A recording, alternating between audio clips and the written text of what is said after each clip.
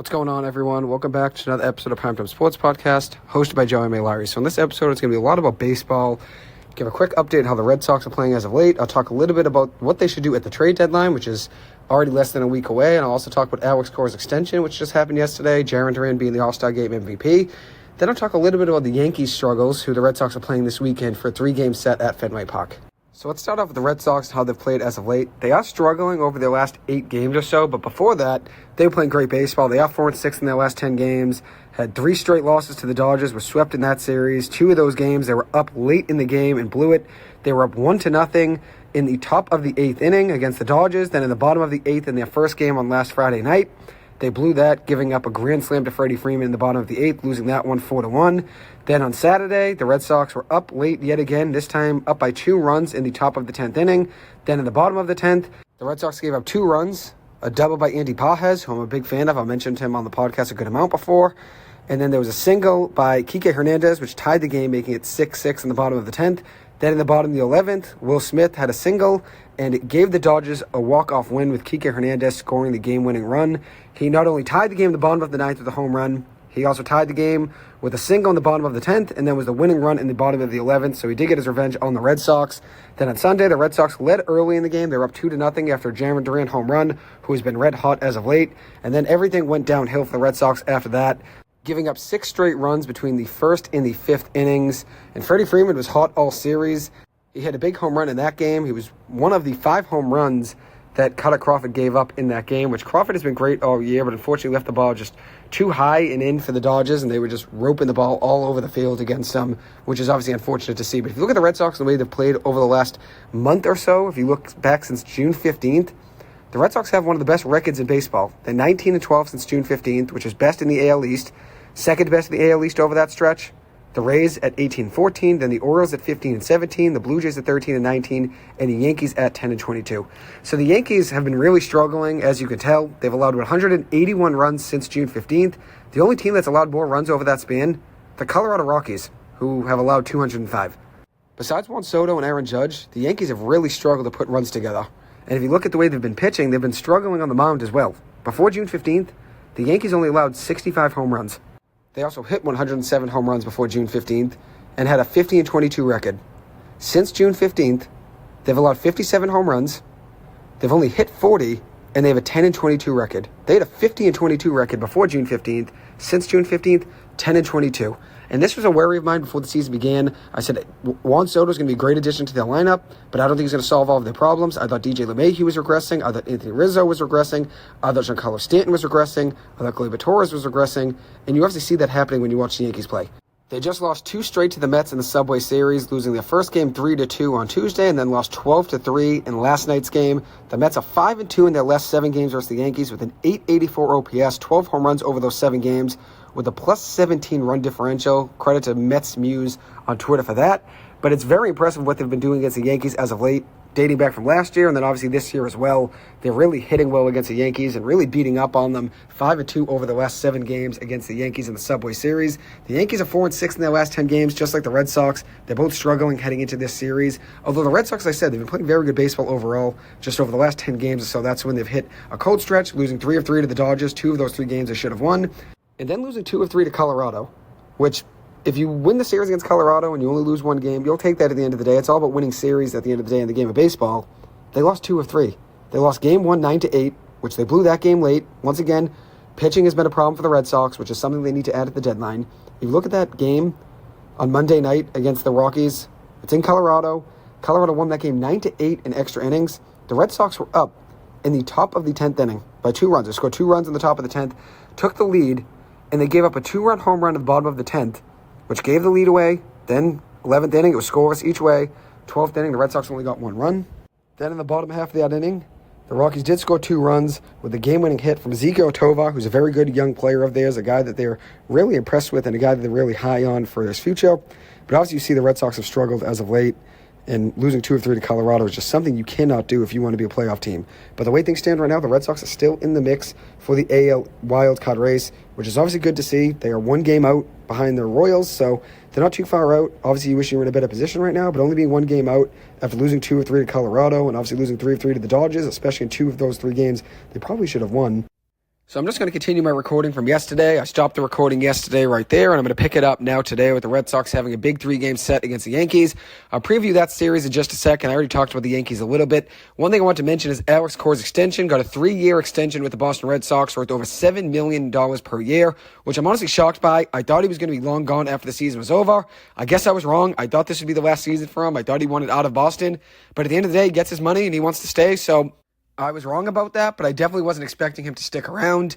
As for Jarren Duran, All-Star Game MVP, I said before that game to my brother that I thought Duran would hit a home run and win the MVP, and that's what happened. It was a wild prediction. I know people probably aren't going to believe it since I didn't say it before the game on the podcast, but I did say it to my brother before the game.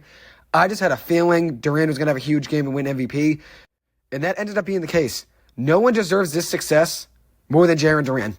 After everything he went through, on the field, off the field, all the work he put in, he completely prevailed and is now a legitimate star. In his last 11 games, he's hitting .426 with a 1289 OPS, 3 home runs, 10 runs batted in, 5 doubles, 3 triples, and a stolen base. The people that were saying they don't think he's an all-star, they don't think all-star when they say Jarren Duran's name, are really sleeping on his abilities. I know before he was an all-star and he was on the border and everybody on the radio was saying they don't think all-star when they see Jarren Duran play. If you watch his game and how much he's grown offensively and defensively, and you see how he's been hitting as of late as well, he's one of the best hitters in the game of baseball right now. He really is. He is. Consistently getting on base. Obviously, the speed's a major threat. His defense has been better. Jarren Duran is a legitimate star. And he's up to .293 on the season with 13 home runs. 13 home runs. And was the All-Star Game MVP. He homered in his first All-Star Game plate appearance. He's the only AL player ever with 100 hits, 10 triples, 10 home runs, and 20 steals before the All-Star break. That's very, very impressive. And he deserves this moment and all of the praise he's getting right now more than anyone in the game of baseball. Jarren Duran deserves this moment. And I'm thankful that I stayed with him through the ups and downs. There was definitely one moment in that game a couple summers ago when the Red Sox lost in that 25-3 game, whatever it was, to the Blue Jays, which was an embarrassing game all around. I remember watching that game and see Jarren Duran miss a ball and then not go for it. He lost it in the lights, he said, and obviously didn't hustle after it. Maybe he thought it was already out of the ballpark and thought it was a home run. But that was disappointing to see, and I definitely was critical of him during that moment. But besides that, I've never switched up on Jarren Duran. I've stayed with him because I saw talent. I see talent when I see him play. I see talent when I see Daniel Jones play. Obviously, Daniel Jones has been a player that a lot of people have criticized over the last few seasons, ever since getting drafted 6th overall in the 2019 NFL Draft. And Jarren Duran was a guy that was getting ripped to shreds by the Boston media for years. But I stayed with those guys through their ups and downs because I saw the talent, I saw the ability, and I knew they'd figure things out at some point. And I still have major faith in Daniel Jones. I know Daniel Jones had a tough injury last year, tearing his ACL, had the neck injury as well at one point last season. But I still have so much faith in Daniel Jones going into this season. I really do. My faith has not wavered in Daniel Jones at all. Just like my faith never wavered in Jarren Duran. I stayed with him through the ups and downs. I just had a feeling last year in 2023 when Jarren Duran was called up on Marathon Monday, I just had a feeling Duran was going to break out. And I said it before last season even began. During the spring training of 2023, I said Jarren Duran I think is going to take a step up this year, and that ended up being the case. So now I'm going to move on and talk about the Red Sox and Yankees, which both teams are struggling heading into this series. Alex Verdugo has really struggled as of late. Since he hit that home run against the Red Sox in his first game at Fenway this year on June 14th, he's hitting just .149 over his last 31 games with only 1 home run since then. I'm a big Alex Verdugo fan, but he should not have taken a month to get around the bases after that home run trot. It seems like obviously things have come back to bite him a little bit after that, but I'm always rooting for Alex Verdugo. Not rooting for him against the Red Sox, though, but in any other game, I would be rooting for Alex Verdugo. As for Ben Rice, he was another guy that was hot at one point for the Yankees.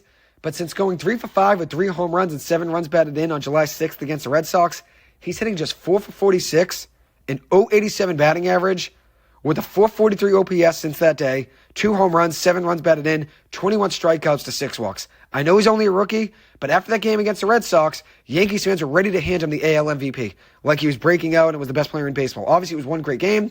That was a great stretch. He showed a lot of promise when he first came up, and obviously he can still figure things out. The game of baseball is a long season. Like I've always said, baseball is a game of runs, figuratively and literally. Obviously, scoring runs is huge, and that's the main part of the game. That's why it's literally a game of runs. But it's also figuratively a game of runs as well, just like the game of basketball. You get streaky as a team. You get streaky as an individual with hot streaks, cold streaks from 3, hot streaks to the plate. That happens in both sports, basketball and baseball. It's a game of runs. And we'll see how things work out for Ben Rice, but he has been struggling as of late. But baseball's a long season. He's a young player. He can still figure things out. But obviously, he is really struggling at the plate right now. The Red Sox really need this series, though. They really do. The Red Sox have been playing very good baseball against the Yankees over the last couple of years, just like the Mets. The Mets are not the only team having success against the Yankees over the last 2 seasons. The Red Sox are as well. The Red Sox are 12-5 versus the Yankees since last season. 12-5 since the beginning of the 2023 season against the Yankees. And this series will be a huge 3 games. I really do believe the Red Sox win this series. I'm a big fan of Sunday Night Baseball, so I'm really looking forward to that game. And hopefully the Red Sox are up 2-0 in the series before that game. But I do have a feeling the Red Sox win this series. I'm going to say the Red Sox sweep the Yankees in this series. And I think it's only a matter of time until the Yankees fire Aaron Boone. I think that's happening at the end of the season. And maybe even Brian Cashman as well. So the pitching matchups are as follows. Tonight, it's Brian Bayo, 10-5 record with a 5.27 ERA. Versus Nestor Cortez, he is 4-9 on the year with a 3.99 ERA. He has really struggled as of late. As for Brian Bayo, the 10-5 record is pretty good, but obviously the 5.27 ERA isn't great. He leaves the ball up in the zone sometimes too much and gets a little wild at times. Cutter Crawford will be on the mound for the Red Sox tomorrow. Mr. Strikes is 6-8 on the year with a 3.37 ERA. Cutter has been absolutely locked in throwing strikes for the most part over his last 3 or 4 starts. Just a ridiculous run from him. If you look at his last start against the Dodgers, it wasn't a great game. 6 earned runs, 7 hits allowed in 5 innings, giving up 5 home runs and 2 strikeouts. All 5 of those home runs being solo home runs. He did throw strikes in that game, no walks in that outing. He's only had 1 walk over his last 4 outings. And if you look at the strikes, 53 strikes on 76 pitches in his last outing, then 76 strikes and 96 pitches against the Royals on the 13th of July, 54 strikes on 68 pitches against the Yankees on July 7th, 57 strikes on 72 pitches against Miami on July 2nd. So he's been absolutely locked in throwing strikes for the most part over the last 4 outings. Big game coming up for him on Saturday against Marcus Stroman. As I said, Crawford is 6-8 on the year, 3.37 ERA. Stroman's on the mound for the Yankees, 7-5 record with a 3.51 ERA. Crawford has gone up against the Yankees twice this season. July 7th, he went 7 innings, giving up 4 hits, no runs, 4 strikeouts, no walks, picking up a win. And then also on June 16th, he picked up a win, giving up 3 earned runs on 3 hits with 9 strikeouts and 2 walks in 6 innings. And then Sunday Night Baseball will be Tanner Houck on the mound for the Red Sox, 8-6 record with a 2.71 ERA versus Carlos Rodon, who is 10-7 on the year with a 4.42 ERA. He has been healthy for the most part all season for the Yankees, and that's something that they wanted to see out of him, is being available to pitch, and that's been the case for the most part this season. Houck did only pitch once against the Yankees this year, going just 3 1/3 innings against the Yankees in his only start this season, with 4 runs allowed, only 1 of those being earned, 2 strikeouts and 3 walks in 3 1/3 innings. Hopefully a better outing for him on Sunday night. As I've always said, I love Sunday Night Baseball. I feel like it's a great product. You look forward to it all day, especially when it's Red Sox Yankees. I'm definitely psyched for that one. And then one last thing I want to mention before I close the episode is Lawrence Butler, who has been absolutely tearing it up for the Oakland Athletics over the last month. Since changing part of his swing on June 30th, he's hitting .414 for a batting average in his last 20 games with 9 home runs, 26 runs batted in, 6 doubles, a .943 slugging percentage, and a .1410 OPS. He has been one of the best hitters in the game of baseball, and he's not getting the recognition over the last month that he deserves. He's on an 8-game hitting streak right now with multi-hit games in 7 of his last 8 matches. Clearly, the change he made has completely flipped his season around in his whole mentality at the plate. He's a lot more confident, and I like the way he plays. I saw a lot of talent in his game when I saw him play against the Red Sox earlier in July, and now you see him really breaking out right now at the right time. He's only 24 years old. He's under team control through the 2029 season. Oakland is obviously rebuilding, but they do have some talent to build around for the future, and obviously their whole future is still up in the air. It looks like they're going to be the Vegas Athletics, but they're going to be the Sacramento Athletics probably for the next few seasons. But Lawrence Butler is definitely a guy you could try to build around. He had a .522 OPS on June 29th. He's now at an OPS of .829 for the season. His OPS jumped 300 points, more than 300, 307 points over the last 20 games. 307 points. He has been absolutely ripping it up. I'm a big fan of his. Hopefully he continues to stay hot. Anyways, that'll wrap up this episode. Thank you guys so much for taking the time to listen to this. As always, I appreciate it. I hope you guys have a good one. I'll see you guys in the next episode. Thank you.